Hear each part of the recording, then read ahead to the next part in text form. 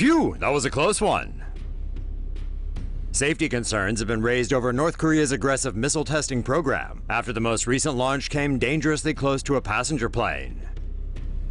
On July 28th, an Air France flight to Paris took off from Tokyo, carrying more than 300 passengers. 45 minutes later, North Korea test-launched an intercontinental ballistic missile from Jagang Province. The missile climbed more than 2,000 miles before returning back to Earth. It landed in the Sea of Japan just 5 to 10 minutes after the Air France flight passed through the same area. In response to the incident, Air France put out a statement claiming North Korean test zones don't interfere with their flight paths, adding that they analyze potentially dangerous flyover zones.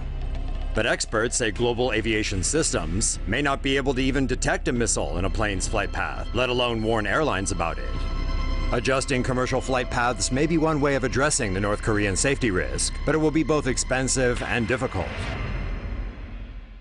Don't let YouTube ad bots dictate what TomoNews reports. Support us at patreon.com/TomoNews.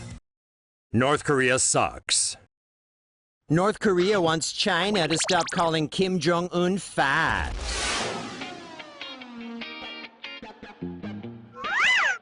Living the life of an absolute dictator can be rough on the waistline. Just ask North Korean dear leader Kim Jong-un.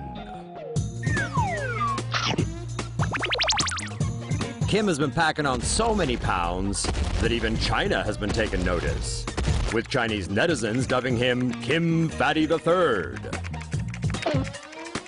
Other popular nicknames for the lumpy leader are Kim Fatty Fat and Kim Abundant III. Well, Kim ain't having that.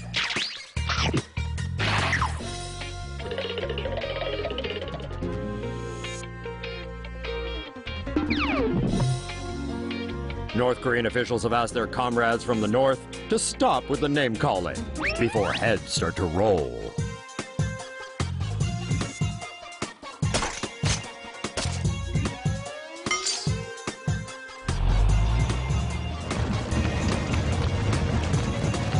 Apparently, the tons of fun tyrant has ballooned from binge eating and drinking to help deal with fears of assassination and his insomnia.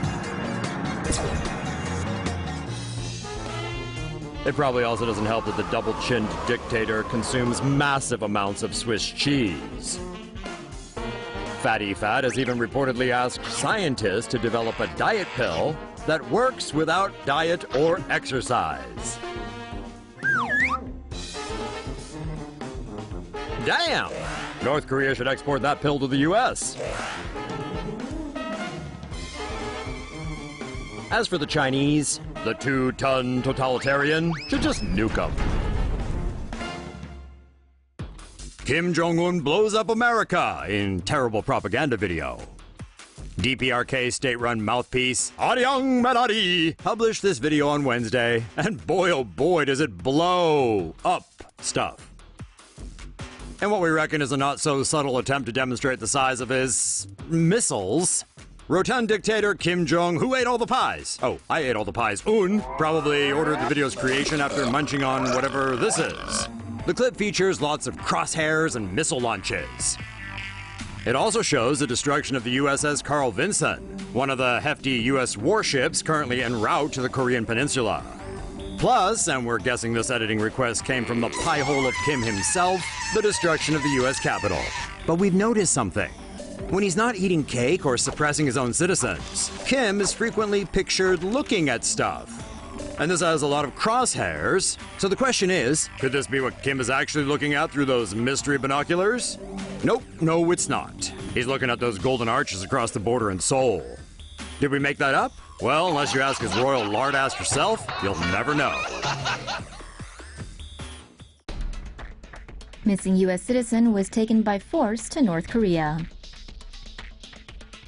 Reports say a former Mormon missionary from Utah who was abducted by North Korea in 2004 has been forced to serve as Kim Jong-un's personal English tutor.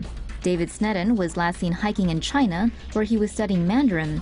He was already fluent in Korean, which he learned during a Mormon mission to South Korea.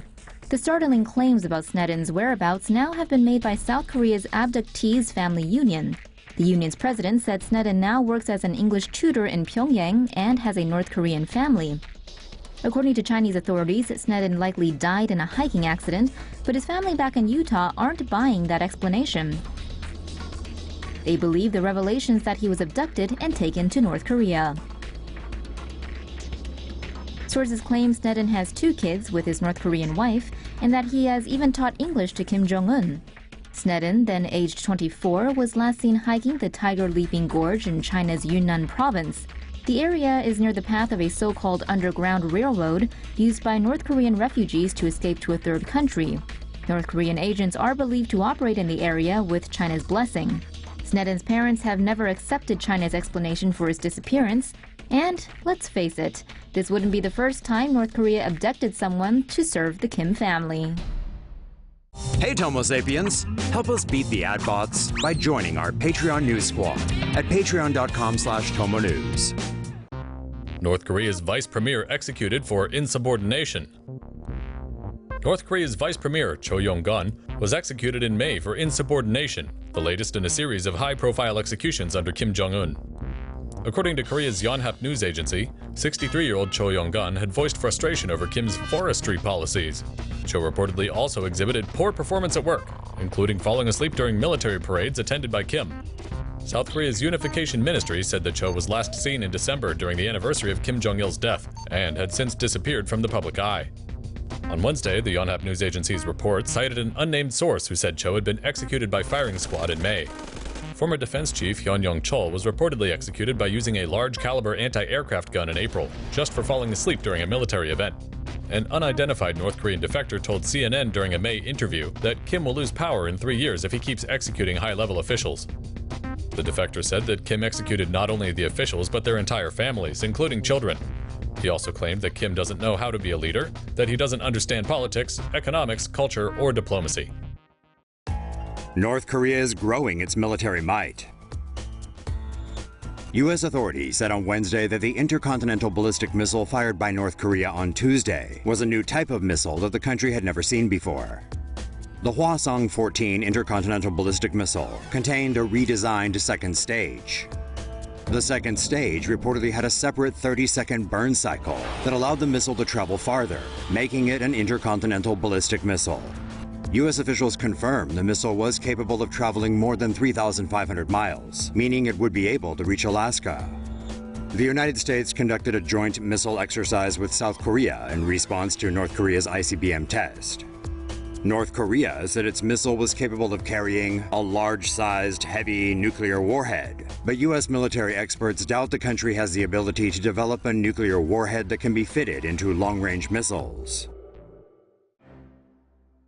Student makes melodramatic North Korea confession.